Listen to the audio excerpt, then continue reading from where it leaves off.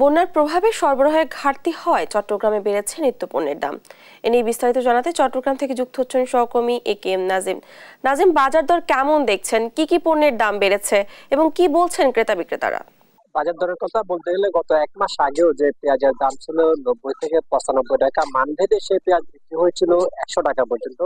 কিন্তু গত কয়েকদিন ধরে পেঁয়াজের দাম ঊর্ধ্বমুখী, কারণ আমরা যেটি বাজারে এসে দেখেছি পেঁয়াজের প্রতি কেজি 15 থেকে 20 টাকা, আবার অনেক ক্ষেত্রে 20 থেকে 25 টাকা পর্যন্ত পেঁয়াজের দাম বেড়েছে। কারণ এখানকার যারা ব্যবসায়ী তারা যেটি বলছেন, সরবরাহ সংকট এবং ঘাটতির কারণে মূলত পেঁয়াজের দামগুলো বাড়তি। যে পেঁয়াজ গত সপ্তাহ 10 দিন আগে বা এক মাস আগেও আপনার 90 থেকে 95 টাকা বা 100 টাকা ছিল, সেই পেঁয়াজ এই গত 2 দিন ধরে সেই পেঁয়াজ বিক্রি হচ্ছে 125 থেকে 30 টাকা। আবার মানভেদে অনেক জায়গায় বিশেষ করে গ্রাম অঞ্চলে পেঁয়াজগুলো 130 থেকে 35 টাকা পর্যন্ত বিক্রি হচ্ছে।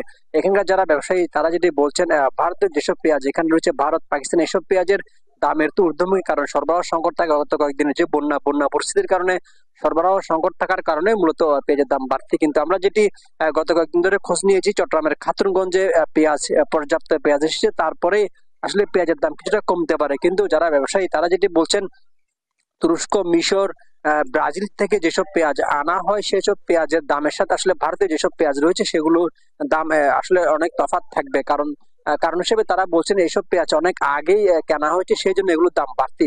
তবে এখানকার যারা সাধারণ মানুষ বা যারা ভোক্তারা রয়েছেন তারা যেটি বলছেন, আসলে বিভিন্ন অজুহাত দেখিয়ে মূলত ব্যবসায়ীরা এক একটি পণ্যের দাম এক এক সময় তারা বাড়িয়ে দেয়। কারণ এক একটি পণ্যতে তারা মানভেদে 10 থেকে 15 টাকা বা 20 টাকা করে বাড়িয়ে দিলে তারা হয়তো প্রতিদিনই অনেক টাকা আসলে এই ব্যবসা থেকে তারা নিয়ে যায়।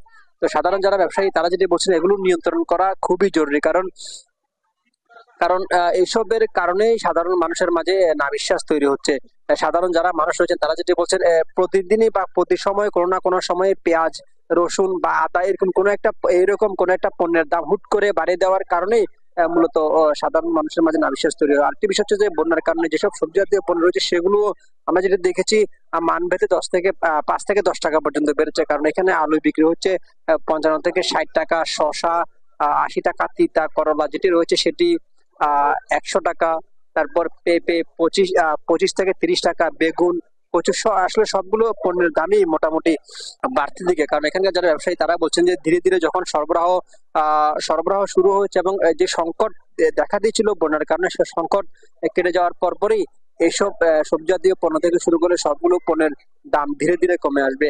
আরেকটি বিষয়, এখানে যে মাছের বাজার রয়েছে সেই মাছের বাজারে সামুদ্রিক যেসব মাছ রয়েছে সেসব মাছের দাম আসলে ঊর্ধ্বমুখী। কারণ ব্যবসায়ীরা বলছেন যে সমুদ্র থেকে যেসব মাছ পর্যাপ্ত আসার কথা সেটি পর্যাপ্ত না আসার কারণেই মূলত এগুলোর দাম বাড়ছে। আরেকটি বিষয় জানিয়ে রাখি, এখানে ইলিশ পাওয়া যাচ্ছে, যে ইলিশ এখন প্রতি কেজি এখানে বিক্রি হচ্ছে 1500 থেকে 1600 টাকা, আবার মানভেদে 1800 টাকা পর্যন্ত বিক্রি হচ্ছে। কিন্তু ইলিশের দাম বাড়তে থাকা সাধারণ মানুষের মাঝে খুব বিরাজ করছে।